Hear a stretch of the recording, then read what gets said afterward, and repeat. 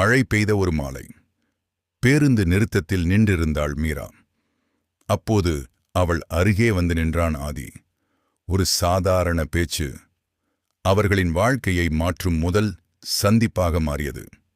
நாட்கள் செல்லச் செல்ல அந்த சந்திப்புகள் தினசரி பழக்கமாகின. சின்ன சின்ன சிரிப்புகள், அக்கறையான வார்த்தைகள். நட்பு மெதுவாக காதலாக மலர்ந்தது. ஒரு நாள் ஆதி, எந்த சூழ்நிலையிலும் உன்னை விட்டு போக மாட்டேன் என்று வாக்கு கொடுத்தான். அந்த ஒரு வார்த்தையை நம்பி மீரா தனது எதிர்காலத்தையே அவனுடன் கனவு கண்டாள். ஆனால் சில வாரங்களுக்குப் பிறகு ஆதியின் அழைப்புகள் குறைந்தன. மெசேஜ்களும் வரவில்லை. என்ன நடந்தது என்று தெரியாமல் ஒவ்வொரு நாளும் அவள் காத்திருக்க ஆரம்பித்தாள். ஒரு இரவு அவளது மொபைலில் ஒரு மெசேஜ் வந்தது.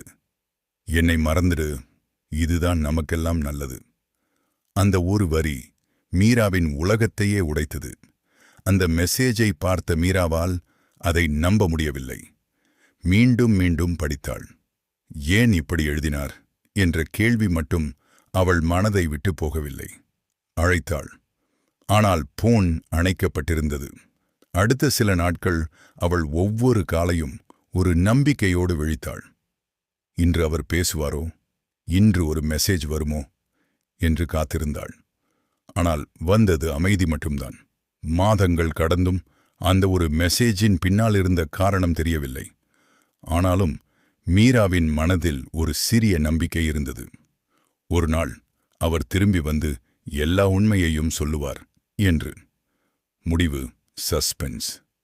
ஆனால் அந்த நாள் வந்தபோது மீரா கேட்கப் போகும் உண்மை அவள் வாழ்க்கையை முழுவதுமாக மாற்றப் போகிறது.